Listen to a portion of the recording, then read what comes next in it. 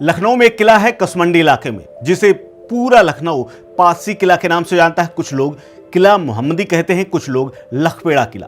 लेकिन अचानक से इस लखपेड़ा किले को लेकर के विवाद शुरू हो चुका है। कथित किले को लेकर के पहले जहां पर बड़ी संख्या में लगातार हर शुक्रवार को मुसलमान नमाज पढ़ते आ रहे हैं, लेकिन पिछले शुक्रवार को अचानक यहां पर हनुमान चालीसा पढ़ने कुछ लोग पहुंच गए और उसके बाद विवाद शुरू हो गया।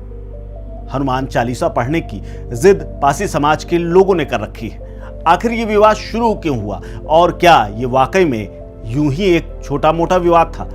जिस ढांचे को लेकर के मुस्लिम और पासी आमने सामने आए हैं उसका इतिहास काफी पुराना है। वो सिर्फ ईंट पत्थरों का बना हुआ ढांचा नहीं, बल्कि अवध की धरती पर अस्मिता और इतिहास और सियासत का सबसे सुलगता हुआ नया अखाड़ा बन चुका है। एक तरफ हनुमान चालीसा पढ़ने वाले हैं, दूसरी तरफ नमाज पढ़ने वाले।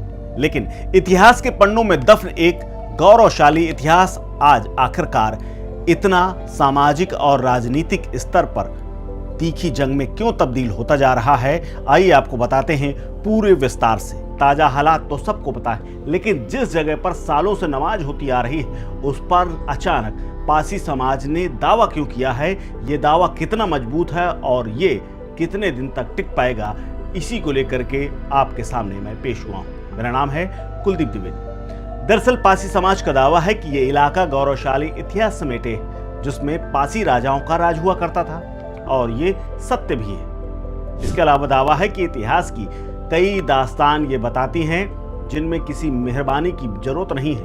वो कहती हैं कि लखनऊ और उसके आसपास के कई इलाकों में कभी सुल्तान या नवाब नहीं, बल्कि पासी राजाओं का एक छत्र राज हुआ करता था।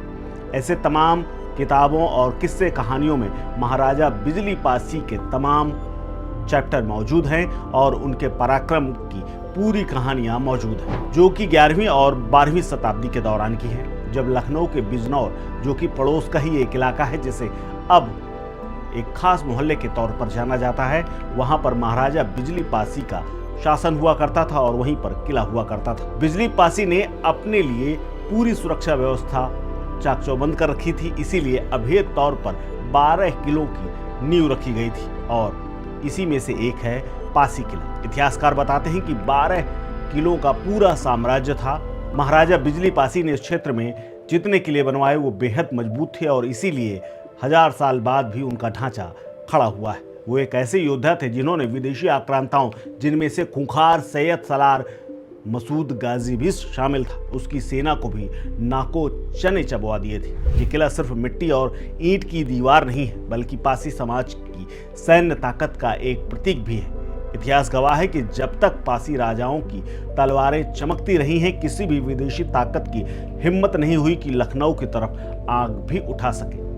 लेकिन अब आते हैं कि आखिर इस पूरे विवाद को लेकर के चर्चा क्यों और यह अचानक विवाद क्यों गहराया है। तो बताते चले कि पासी समाज अब आरोप लगा रहा है कि दशकों तक उनके गौरवशाली इतिहास को दबा करके रखा गया, लेकिन अब पासी समाज जाग चुका है, अपने हक और पहचान के लिए खड़ा हुआ है, तो विवाद ने उग्र रूप ले लिया है। दावा है कि इतिहास की अब सच्चाई किसी दरबारी इतिहासकार की कलम की मोहताज नहीं है। खुद अंग्रेजी गजेटियर और स्थानीय तमाम इतिहासकार इसको लेकर के अच्छी खासा विवरण लिख करके गए हैं, जो चीख चीख कर राजपासी शासकों के शौर्य की गवाही दे रहा है। अब आपको बताते हैं कि कासमंडी का असली मालिक कौन था।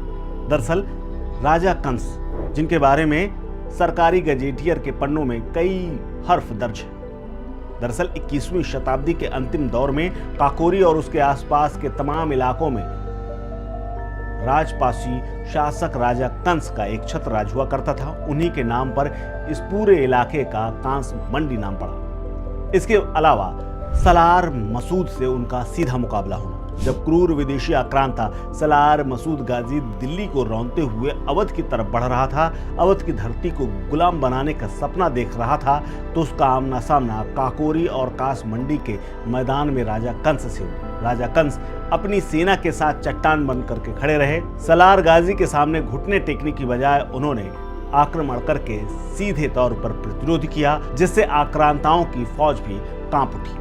इसके अलावा 2 मुस्लिम सेनापतियों को भी मार गिराया था। जी हाँ, अंग्रेजी गजेटियर इस बात का सबसे बड़ा सबूत है कि राजा कंस ने सलार मसूद के दो सबसे खूंखार और भरोसेमंद सेनापतियों सैयद हातिम और खातिम को इसी कासमंडी की धरती पर मौत के घाट उतार दिया था। तमाम स्थानीय लोग और परंपराएं इस बात की गवाह हैं कि राजा कंस अवध की माटी की रक्षा करने वाले वो महायोद्धा थे जिन्होंने मसूद के कड़े घमंड को मिट्टी में गाड़ दिया था। अब पारसी समाज इसी को लेकर के अल्टीमेटम दे रहा है और कह रहा है कि इस बार पारसी समाज रक्षात्मक नहीं बल्कि याचना करने वाला नहीं रहा है, बल्कि आर पार के मूड में आ चुका है। समाज के युवा और नेताओं ने साफ संदेश दे दिया है कि राजा कंस के किले और शिव मंदिर परिसर से एक एक इंच का अवैध कब्जा हटाया जाए, नई बनाई गई तमाम कब्रें हटाई जाएं, बुलडोजर चलाया जाए और इस ऐतिहासिक स्थल को नवाबों या आक्रांताओं की जागीर बताने से जो पूरा खेल शुरू हुआ था उसे बंद किया जाए। इसे आधिकारिक तौर पर राजपासी किला कंस की ऐतिहासिक धरोहर घोषित किया जाए। इसको लेकर के मुसलमानों का क्या पक्ष है, ये भी जान लीजिए। दरअसल इलाके के मुस्लिम समाज के लोगों का कहना है कि यह सरकारी दस्तावेजों में दर्ज मकबरा और मस्जिद है। यहाँ के मौलाना सूफियान दावा करते हैं कि आजकल ये ट्रेंड हो चुका है कि मस्जिद को मंदिर बताना है। पहले संभल, फिर भोजशाला और अब मलिहाबाद इसी प्रकार के दावे किए जा रहे हैं। इस प्रकार के दावों को लेकर के विवाद गहराता है। मलिहाबाद में भी माहौल गरमाया हुआ है। अब आपको बताते हैं कि महाराजा कंस थे कौन। दरअसल महाराजा कंस पासी क्षेत्र के एक बड़े राजा थे। इतिहास के पन्नों में उनका नाम दर्ज है। स्थानीय इतिहास के मुताबिक उन्होंने इस क्षेत्र में 980 से साल 1081 तक राज किया था।